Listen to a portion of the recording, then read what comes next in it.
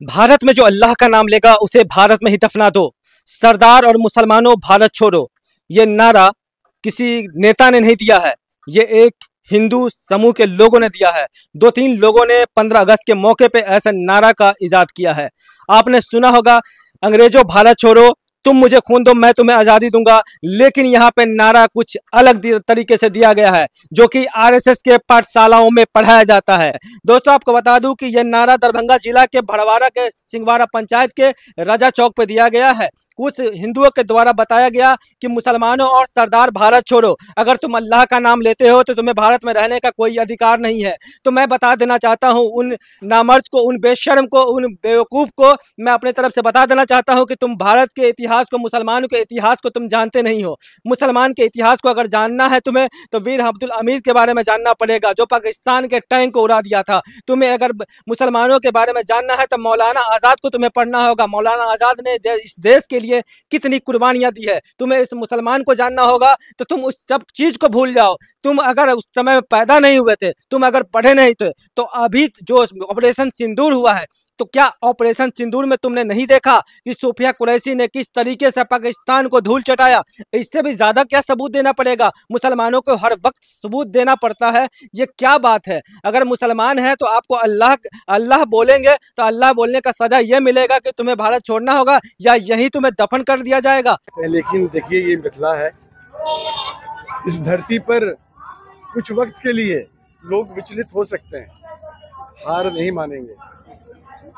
98% लोग यहाँ पर ऐसे हैं जो समाज में एकता भाईचारा चाहते हैं, और हम सब मिलकर सब समाज के सभी वर्ग को एक ही बात कहना चाहते हैं, जिस समाज में आपसी भाईचारा है वही समाज आगे बढ़ सकता है। एक दो आदमी ऐसे रहते हैं कि जिसको लगता है कि जो कैसे आदमी ठीक ठाक से है, एक आदमी ऐसे स्लोगन कुछ जो लगा लिया था, जो अल्पसंख्यक समाज को नागवार गुजरा, उसको वो लोग रोका था और उसे पकड़ के वो लोग पूछताछ कर रहा था। इसी में लगा पुलिस को कि जो कुछ जाति हो रही है, इसको पकड़ के लोग मारपीट कर सकता है।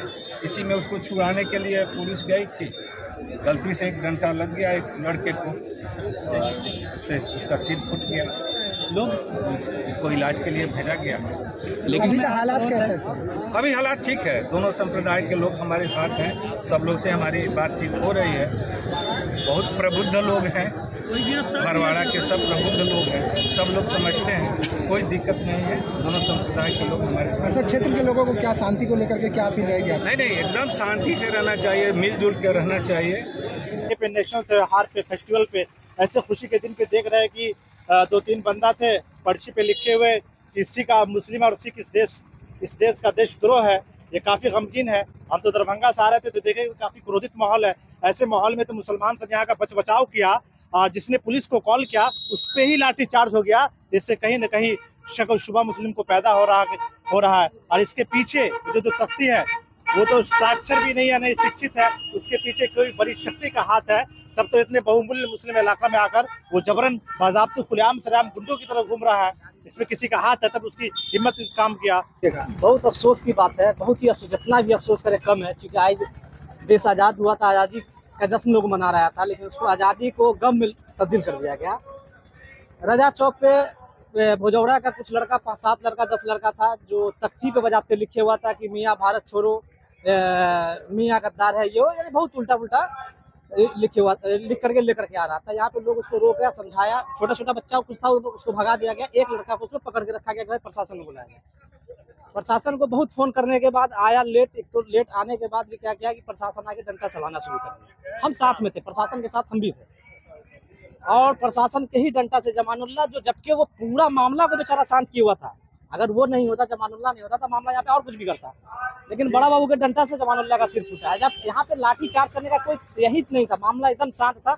लोग के ये मिजाज था कि प्रशासन आ रहा है भाई, इसको हवाले कर दिया जाए।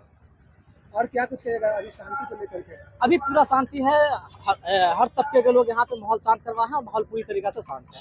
और क्या संदेश दीजिएगा जो नफरत फैला रहे इस तरह से? देखिए, नफरत फैलाने वाला 1% है, 99% क्यों परेशान होइएगा। सब लोग मिल के रहे, वो 1% के चक्कर में आके सबको नहीं बरगलाना चाहिए, सबको नहीं विवाद करना चाहिए। सब लोग मिलजुल के रहेंगे और मामला पूरा शांत है।